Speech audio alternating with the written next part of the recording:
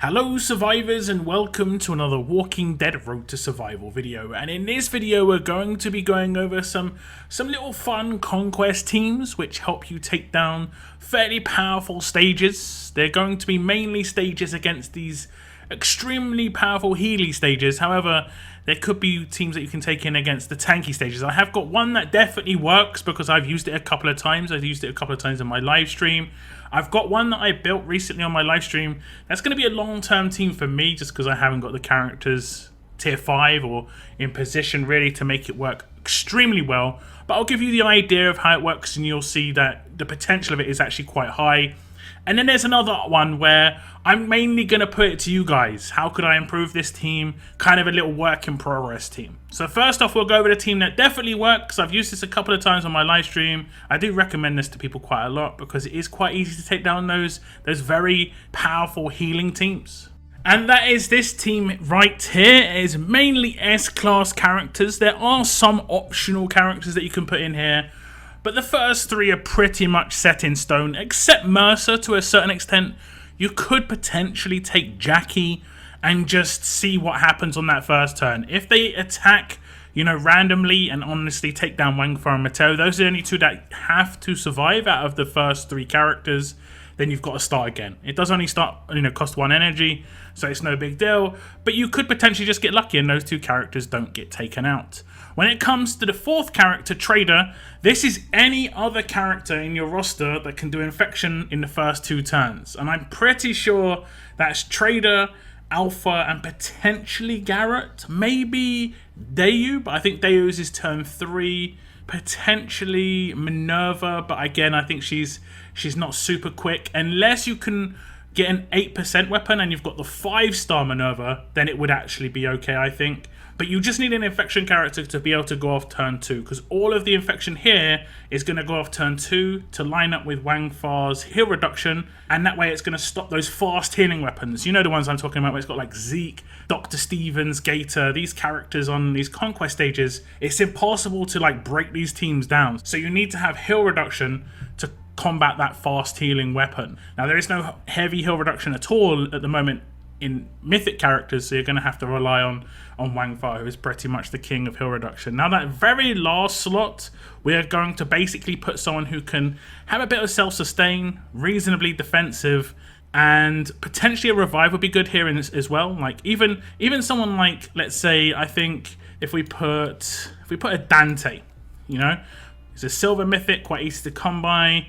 You could give him a weapon where he's not going to take much damage, absolute defense if you have got it, but a weapon that's just reasonably tanky. This one's just stats.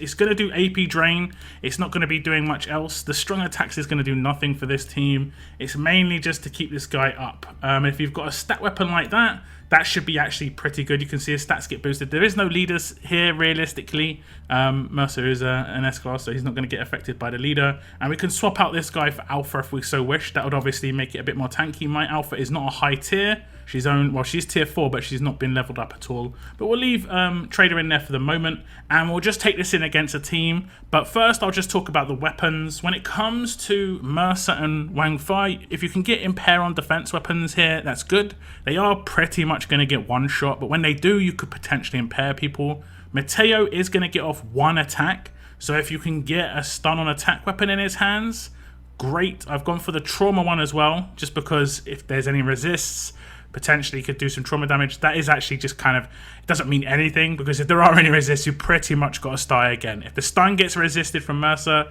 these characters are going to get 1 shot, and if the heal reduction gets resisted, you're going to have to start again as well. And the weapon I put on Trader is actually this weapon right here. He is going to get 1 free attack off, but he could potentially get more. If you do have the absolute defense pistol as well, that'd be good. Just basically so it takes longer to take him down. Even if someone's got 1,000,000 attack, if that absolute defense procs, then he's surviving. But we'll just take this weapon in there for now, just to potentially hit Confuse off that 3rd slot, and we will take it in against a team just to show you how it works.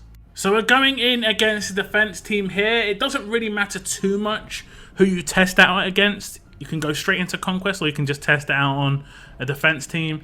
You can see someone has resisted, so we've got to basically hope that we hit the stun with Mateo. If we don't, it's going to be RNG. He could take out one of the key characters, basically the two down the bottom and Trader. If he takes out Mercer, absolutely fine. But we did hit the stun, so he got lucky. So we'll just line up some attacks, and we got the confusing as well. Doesn't mean too much.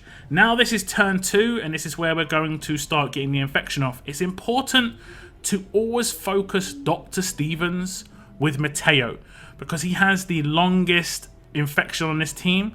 Trader has 2 turns and Mateo has 3. If you obviously do Doc Stevens with the Trader, he's going to get taken down first, and then he's going to go into Halo. So what we're going to do is we're going to focus on Outlast character with Trader, so he goes down first, and then we'll hit infection on the rest of the team, and then obviously we're going to get the rest of the 4 characters infected for 3 turns. It does seem to work this way now. Infection doesn't infect someone who's already infected. I don't know whether that's just lucky RNG, but it doesn't ever seem to work. And then we're going to hit the heal reduction. We can hit defend on Mateo, but I'm actually just going to try and gain some AP. We'll do elusive here so he doesn't give away any AP. And then any characters coming in and taking them out could potentially get impaired. We did impair the guy down the bottom, which is good. And Mateo's still alive, so we can potentially get a stun in here. We aren't going to get a stun. We have actually got another character. So these characters are still alive to a certain extent. Then the revives can come in, and obviously we've got Dante heals. So you can see the Outlast comes in. You've got to have someone who's going to survive the Outlast. That's one thing to note. They have to survive the big hit of Outlast. And he just about does, and that should be just winning. It's not going to be like easy, but this is a fairly, you know, like a fun team to take down a much more powerful team. You know, this has got more kill potential than a lot of those healing Conquest teams do. Okay, so the next team is this one right here, and it's going to be heavily utilizing Burn. Now, there are 2 Burn specialists in this team. Arsonist with Abraham, and we have Firestarter with Job.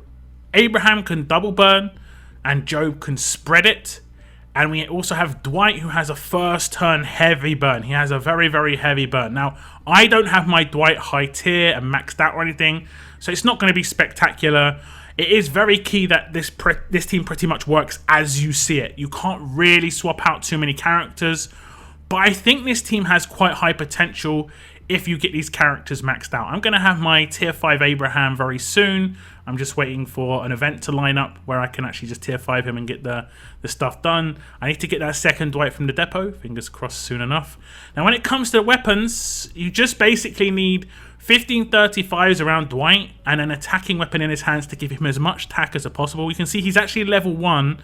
All the levels he's getting is purely from my lieutenant system. And he's got really high attack because of 1535s around him. The weapons can be reasonably defensive. I don't actually have a reasonably defensive weapon, so it's just a 1535. The force slot is the only thing that really matters here on Job. Nothing else really matters. But if you can get impaired, great. The weapon, if you do have a defensive one, you want to put on Abraham because he's the guy who's got to survive. And you want to make him tanky on his mods and stuff. The only reason he's there is to double that burn on the first turn. And the rest of it is just so he lives. And as you can see, I put HP on the Marcus Thompson originally just so I could use it on a defense team. And it's got the 1535 that Dwight's going to take advantage of, which is great. Now, ideally, if you can, this is just a pure bonus. You would want to get a strong attacks weapon, and you would want to put in Rick's hands if you can. This is going to give Dwight a 20% attack boost, which is going to boost his burn damage even more because it's based off of his attack stat. And there are 2 strong characters in this team, so he's going to get a 20% boost. And lastly, we've got MJ, who isn't going to add anything except, you know, how the team works in terms of getting a Job a first turn rush. And I'm just going to show you how it works just to give you a good idea. Okay, so we go in, and it's worth noting that this isn't actually going to work in terms of my team's going to survive. I think they'll probably all get taken out turn 1. Like I said, none of them are leveled up. You know, we've got Abraham and Dwight are my highest HP characters. They've got no levels in them except lieutenant levels. But you'll see how it works. This is the idea. Dwight's going to do his signature move on the central character. Then we're going to have Abraham double that. And then we're going to have Job do his his active. Then we're going to command him. MJ is going to do his signature or active, sorry. And then we can obviously rush with Job. He's going to attack 4 times with this rush, and he'll spread the burn to 4 characters. Each time he does his hit, it will spread 1 more time. So we'll just do the rush. Now just notice the burn on the defense team. Ignore what they're going to do because they're going to absolutely annihilate my attack team. But just watch what happens with the burn. You can see everyone's on fire. 1 attack, 2 attack, 3 attack, 4 attack, but they all get burnt. As you can see, every single character is burnt. Now this team is probably going to get absolutely destroyed. It actually survives, but it's going to get taken out. This doesn't look that great as it is, but like I said, it is a Dwight who is only level 1. His attack stat directly influences how much burn he's going to do. If we go across to my test region, you can see that I have got a maxed out Dwight. He is level 600. And that is without lieutenant levels, obviously. He's just maxed out on his base levels.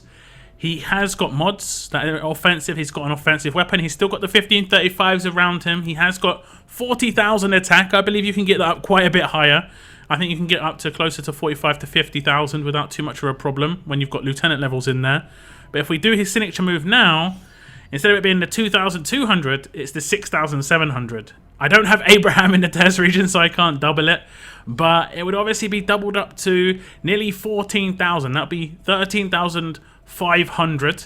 And then we could just do the same good stuff here with Job, where we can just get that rush off turn 1. And you can see we can just spread the burn around to everybody. Now, this would be 13,000 burn on every single character. And it does last for 3 turns. Obviously, that's a lot of damage. And this is going to be good against the teams that don't have heal. Like, not fast healing teams. Because they'll obviously be able to heal this right back up. This is against the tanky teams. The teams that don't have any healing. But they just don't take any sort of percentage damage. This is going to just blitz through their HP.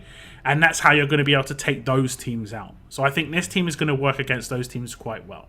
Now we have got one last team, and this is the idea team, the work in progress, a team of bleed and burn combo characters.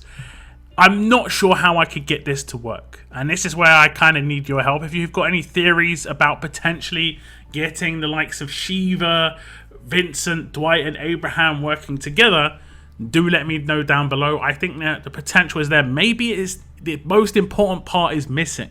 Maybe that leader that needs to come along in the Mythic era, that is that sort of bleed burn specialist leader. Yeah, there is a bunch of characters just sitting here waiting. So the second that character comes into the game, that could unlock this a little bit more.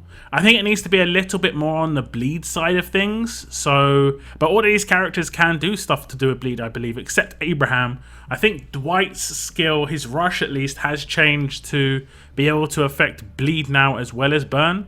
But you could potentially take in, extra lacerators. You can take in lacerators that are S-class characters that would only lacerate on turn 1, but could get huge amounts of bleed. You could take in some alert characters that could do spread debuffs, and that way you could just get that bleed to spread around a bit. There is definitely some potential. If you've got any thoughts on how this team could go, like I said, do let me know down in the comments. And if there are any other teams that you guys have come up with, I know that a lot of people are using payback characters to kind of cheese their way through Conquest. Personally, I don't like to do things that way. I don't think the game should work like that in terms. I've talked about how I think Reflect should work. But in the past, where I don't think characters should reflect more HP than they've got, it doesn't make any sense. But that's the way it is right now. That is definitely something you can do, but I wouldn't rely on that too much because that is likely to be changed because it's just not kind of like game balanced at the moment. We'll see what happens there though. But these 3 teams are kind of like one that definitely works because I've used it quite a lot. One that I kind of want to work on. You have to get Dwight's attack stat up crazy as high as possible, and obviously the double comes in from Abraham. The spread could be really nice. I think you could probably get, after the double of Abraham, you could maybe get up to like 18,000. So that means you could potentially be doing 54 1,000 burn damage, and as long as they haven't got fast healing weapons and they're just a tanky team, I think that's going to obviously be very, very problematic for those defense teams on Conquest. And the last team, yeah, like I said, I'm not really sure. But that is the end of my video, guys. Do leave your comments down below on any teams you've come up with. I do want to hear what you're running to get through some of these difficult stages. But like I said, that is the end of my video. If you did enjoy it or find it informative, please hit that like button. I want to thank you very much for tuning in. And as always, keep on surviving, guys. Keep on surviving.